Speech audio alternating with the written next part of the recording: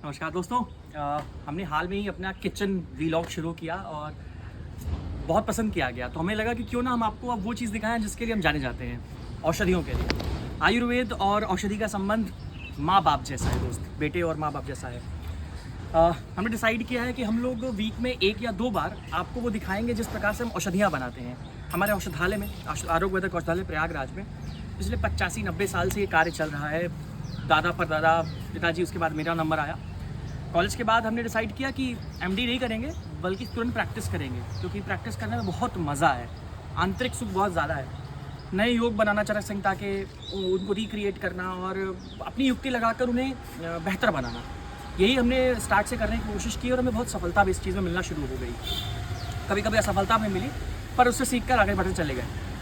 हमने इस व्लॉग में डिसाइड किया है कि आपको बताएंगे कि हम लोग कैसे औषधियाँ बनाते हैं, किस प्रकार से ये पूरा निर्माण कार्य शुरू होता है। एक रॉ मटेरियल से कैसे मेडिसिन बनती है, उसके पीछे कितना लेबर आता है, कितनी कॉस्टिंग आती है, कैसे हम इसको करते हैं, इसके बारे में आपको पता होना बहुत ज़रूरी है, ताकि जो यंग बीएमएस स्टूडेंट्स हैं जो अपना करियर बनाना चाहते हैं वो इस माइंड सेट के साथ एंटर करें कि सफलता यूं ही आसानी से नहीं मिल जाती, आपको प्रयास तो करना ही पड़ेगा।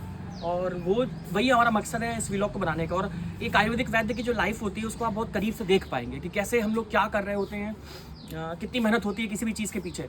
सिर्फ क्रिएटिव होना इनफ नहीं है, स्किलफुल भी होना बहुत नेसेसरी है। तो चलिए मैं आपको दिखाता हूँ कि हमारी औषधियाँ जो कल बनी थी आज कैसे सूख रही हैं। ये देखिए,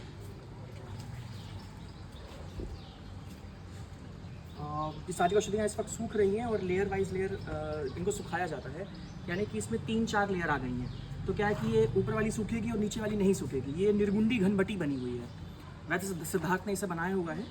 और निर्गुंडी हम लोगों ने निर्गुंडी इसीलिए चूज़ किया क्योंकि निर्गुंडी बहुत आया प्रयोग होती है, तो रॉ मटेरियल बहुत बड़ा होता है, इसमें हमारी कॉस्टिंग बच जाती है थोड़ी सी, पर इसका जो मैन्युफैक्चरिंग कॉस्ट आता है, लेबर कॉस्ट आता है, वो बहुत अधिक आता है निर्गुंडी घनबटी में, तो आप इसे देख सकते हैं। उसके बाद हमने ये विश्वा घनबटी बनाई हुई है। विश्वा की भावना देकर हमने विश्वा घनबटी बनाई है और ये दीपन, पाचन और इवन वेदना हर भी मानी गई है, दर्द को कम करने की औषधि बनाई गई है। तो विश्वा का अभी प्रयोग इसलिए हमने किया क्योंकि बिल्कुल सूखी नहीं है, बहुत ही गीली है, अंदर से इसका जो टेक्सचर है बहुत ही अभी वेट है, तो उसको अभी नहीं सुखा रहे हैं। ये त्रिफला गूगल हमने बनाया हुआ है, ये ज़्यादा सूखने के बाद ये ऐसा हो जाता है।